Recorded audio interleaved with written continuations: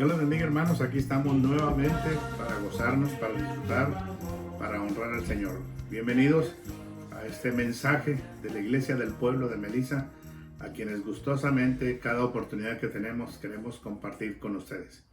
Quiero invitarles que abramos la Escritura en el libro de los Salmos, en el capítulo 24. Dice la Escritura: de Jehová es la tierra y su plenitud, el mundo y los que en él habitan, porque él la fundó sobre los mares y la afirmó sobre los ríos. ¿Quién subirá al monte de Jehová y quién estará en su lugar santo? El limpio de manos y puro de corazón, el que no ha elevado su alma a cosas vanas, ni jurado con engaño. Él recibirá bendición de Jehová y justicia del Dios de salvación. Tal generación es la que buscan de los que buscan tu rostro, oh Dios de Jacob. Alzad vuestras cabezas, alzaos vosotras puertas eternas, y entrará el Rey de Gloria. Le damos gracias al Señor porque Él es bueno, y vamos a orar para que Dios bendiga lo que tiene para nosotros. Señor, te damos gracias, bendecimos tu nombre maravilloso. Gracias porque nos das la oportunidad de compartir con nuestros hermanos el testimonio vivo de lo que estás haciendo. Oramos y clamamos al Señor por el pueblo de Dios, donde quiera que se está pregonando el Evangelio, Señor. Nos ponemos en tus manos y que haya bendición a través del Espíritu Santo de esta palabra, que el toque divino de las personas que en esta mañana van a conocerte. Por Cristo Jesús te damos gracias. Amén. Amén. Bueno, indudablemente que una de las cosas que nosotros debemos estar bien seguros y conscientes es si nosotros ya hemos tomado la decisión de recibir a Cristo. Es muy importante tener la seguridad de nuestra salvación. La Biblia dice que el Señor dejó su trono de gloria y vino a tomar condición de hombre y dar su vida por todos nosotros. Es importante recordar que tenemos que formar nosotros hábitos, disciplinas que ayudan a crecer en nuestra nueva vida en Cristo. Así como el ejercicio fortalece el cuerpo, hay disciplina espiritual para que nos ayuden a crecer en Cristo. Esta disciplina incluye el estudio de la Biblia, la oración y la memoración de los versículos. Y tenemos que estar atentos cuando Dios nos habla hoy. Por eso, antes de que nosotros empecemos, oremos al Señor, leamos la Escritura, abramos nuestro corazón, pidamos la ayuda de Dios, y el Señor va a poner las cosas en su lugar. En esta mañana dice la Escritura, en Efesios capítulo 2, verso 1, dice: y Él os dio vida a vosotros cuando estabais muertos en vuestros delitos y pecados. Indudablemente que nuestra condición antes de conocer a Cristo, antes de que nos diera la vida eterna, ¿cuál era? Nuestra condición es que estábamos muertos en nuestros delitos, en nuestros pecados. Estamos viviendo una vida triste, una vida de separación, una vida de muerte, una vida donde no había vida. Y indudablemente que cuando el Señor vino, Él nos dio vida. Vino a dar vida a nuestra vida espiritual que estaba muerta. Dice que la Biblia que estábamos muertos en nuestros delitos y pecados. Habíamos pecado, no teníamos derecho ni siquiera de hablar con Dios, pero a través de Jesucristo, Él vino, y en su venida vino a darnos esa oportunidad y librarnos del delito, del pecado, por medio de la vida que Él nos ha dado a nosotros. Cuando leemos en la Biblia, en Romanos 3:23, la primera pregunta es: ¿hemos pecado? La Biblia dice en Romanos 3:23: por cuanto todos pecaron, están destituidos de la gloria de Dios. Todos nosotros le hemos faltado a Dios. Todos nosotros no merecemos estar en la gloria de Dios. El pecado es el que nos tenía fuera de la gloria de Dios. Pero cuando nosotros venimos a Jesús, la Biblia nos dice en Juan 3:18, dice la Escritura que el que cree no es condenado, Pero el que no cree ya ha sido condenado, porque no ha creído en el nombre de Jesús, del unigénito Hijo de Dios. Una pregunta muy importante es que nosotros debemos de pensar. La Biblia dice que estábamos condenados. ¿Por qué? Bueno, estábamos condenados, ¿verdad? Porque nosotros no creíamos. Ya ahora la Biblia dice que para el que cree tiene vida eterna. Ya no hay condenación. Dios, a través de su Espíritu Santo, hizo una obra maravillosa. Dice aquí en Efesios 2, 4 al 5, la Escritura nos revela de una manera maravillosa. Dice: pero Dios, que es rico en misericordia, por su gran amor con que nos amó, aun estando nosotros muertos en pecados, nos dio vida, y juntamente con Él, por gracia, sois salvos. Miren la grandeza del Señor. Dice que Dios es rico en misericordia, que Él vino a darnos vida juntamente con Cristo. En este mundo no hay gente que tenga misericordia. Hay gente que nos juzga, que nos condena, que nos señala. Hay gente que no cree en nosotros, pero el Señor cree en nosotros. La Biblia dice: el que no cree ha sido condenado, pero el que cree tiene vida eterna. Porque Dios dice que es rico en misericordia. La misericordia de Dios, dice el salmista, es mejor que la vida. Jesús nos dio vida. Dios mandó a Jesús para darnos vida a través de Jesucristo. Por eso cuando leemos nosotros este pasaje, es lo que Dios ha dicho, algo maravilloso. Él vino a buscar y a salvar lo que se había perdido. ¿Por qué Él vino? Vino porque nos amó. Vino para darnos vida.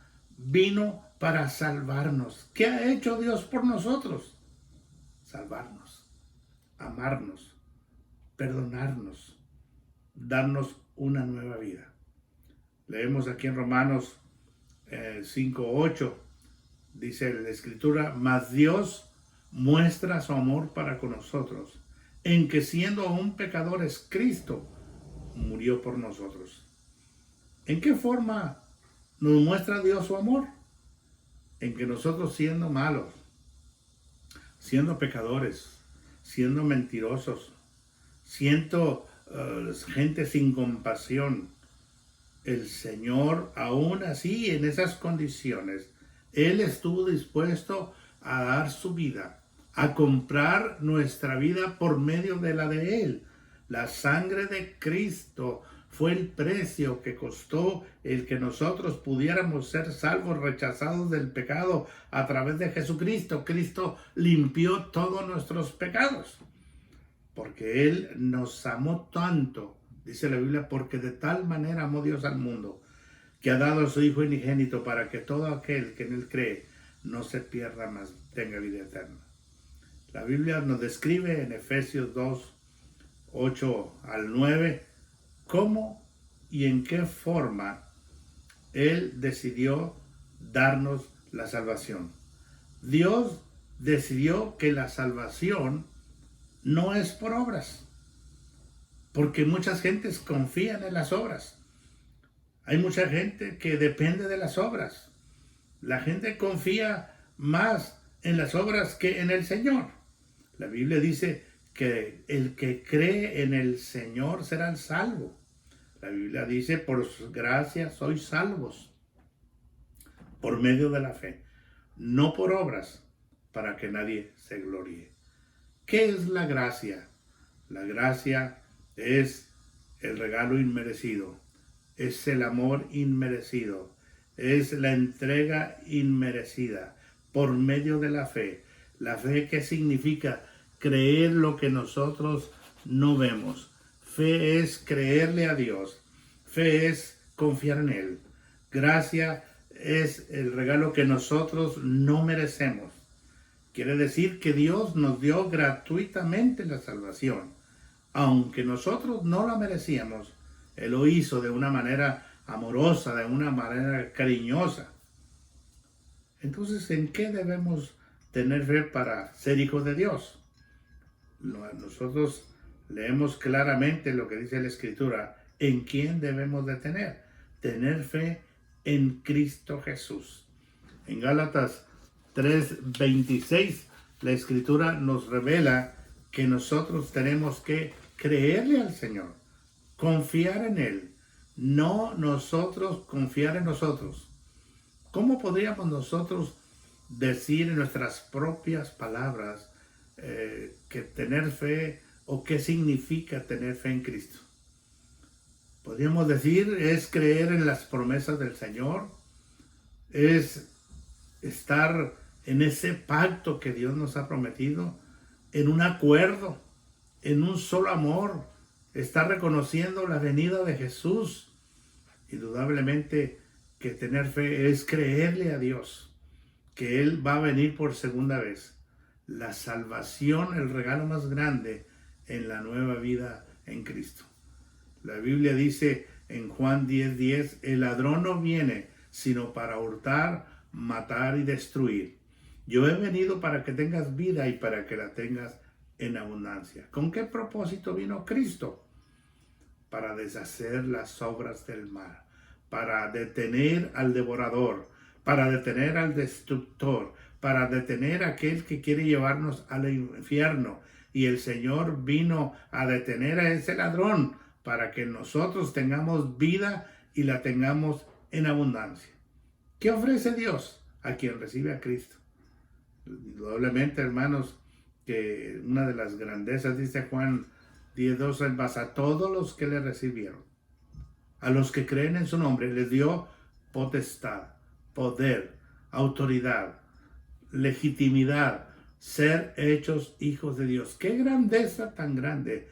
Nosotros no mereciendo la vida, nosotros no mereciendo el perdón, nosotros estábamos extraviados, sin esperanza, sin amor. Jesús fue enviado, dio su vida, nos compró, nos lavó, nos rescató, nos hizo sus hijos, nos dio promesa de escribir nuestro nombre en el libro de la vida eterna. ¿Qué más podemos nosotros decir de lo que el Señor está haciendo por nosotros? Por eso, ¿qué es lo primero que sucede cuando una persona recibe a Cristo? ¿Qué es lo que viene a impactar a su vida cuando estaba muerto? ¿Qué viene a cambiar en su vida cuando estaba extraviado, sin esperanza, confundido, atemorizado, enfermo? Lo primero que viene cuando uno recibe a Cristo es que tenemos una nueva vida y tenemos vida eterna. El Señor en su amor viene a hacer cambios tan grandes que ha venido a transformar nuestras vidas y nos ha creado para ser unas criaturas que le podamos servir, alabar, adorar al Señor. ¿Para qué somos creados en Cristo entonces?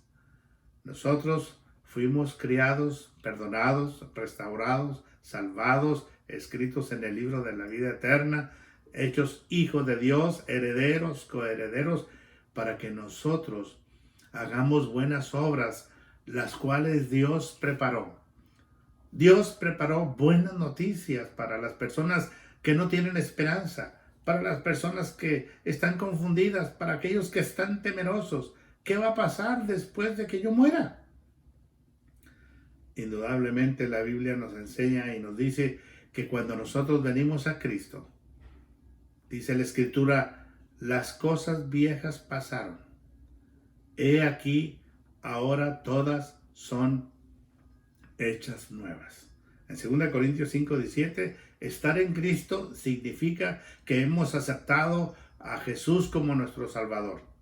Y si nosotros aceptamos a Jesucristo como nuestro Salvador, dice la Biblia que la persona que ahora está en Cristo se convierte y es una nueva criatura. La nueva criatura con pensamientos nuevos, vida nueva, gozo nuevo, salud nueva, espíritu nuevo, vestimenta nueva. Y todas las cosas que nos tenían aterrorizados, confundidos, perseguidos, señalados, dice, todas esas cosas, las cosas viejas pasaron. He aquí ahora todas son hechas nuevas. ¿Cómo podríamos resumir en nuestras propias palabras lo que significa para nosotros o cómo era la vida sin Cristo.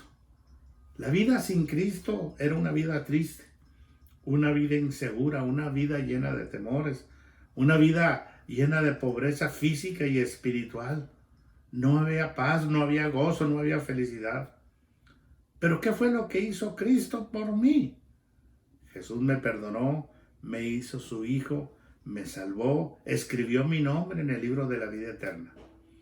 ¿Cómo se debe mostrar entonces a diario el andar en la nueva vida con Dios? ¿Cómo andar en esa nueva vida que Dios nos ha dado?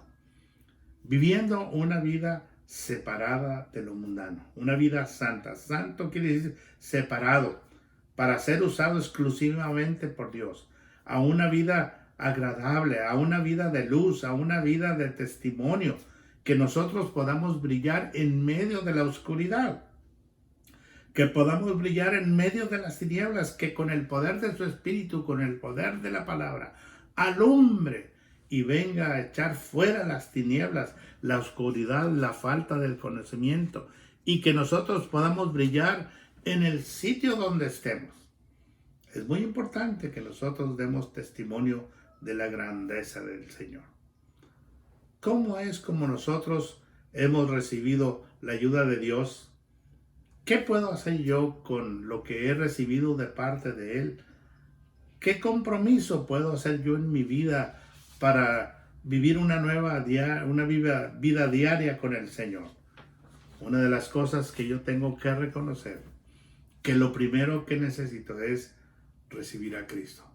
Yo no sé cuántos años tiene usted conociendo al Evangelio, no sé dónde se congrega, no sé el credo que le enseñaron de niño, pero la primera pregunta que yo quiero preguntarle: ¿usted ya aceptó a Cristo? ¿Cuándo lo hizo? ¿Desea hacerlo en este momento si no ha recibido a Cristo? Lo primero que tenemos que hacer para recibir a Cristo es reconocer nuestra condición de que hemos pecado, que hemos decidido alejarnos de los pecados, o sea, arrepentirse. Creo que Jesucristo murió por mí. Creerle a Dios e invitar a Jesucristo a que entre en su vida y que Él tome control de ella. Lo que podemos hacer, yo quiero invitarle para que hagamos esta oración, que pudiera ser como un testimonio en nuestras palabras. Si gusta repetir conmigo: querido Señor Jesús, sé que soy un pecador y que necesito tu perdón. Creo que tú muriste por mis pecados. Quiero alejarme de ellos ahora mismo. Te invito a que vengas a mi vida. Confío en ti como mi Salvador. Te seguiré como mi Salvador. Gracias, Señor, por salvarme. En el nombre de Jesús, recibo a Jesús. Amén. Amén. Piense, querido hermano, vecino, amigo, que usted tiene un hogar, y recuerde que Dios quiere salvar su hogar, que el pecado que estaba destruyendo, ahora con la nueva vida en Cristo viene un futuro mejor. Preparémonos para la venida del Señor, y hermanos, Cristo es el Señor. Sea feliz con Cristo en nuestra vida, todo marcha feliz. Dios les bendiga, nos vemos próximamente.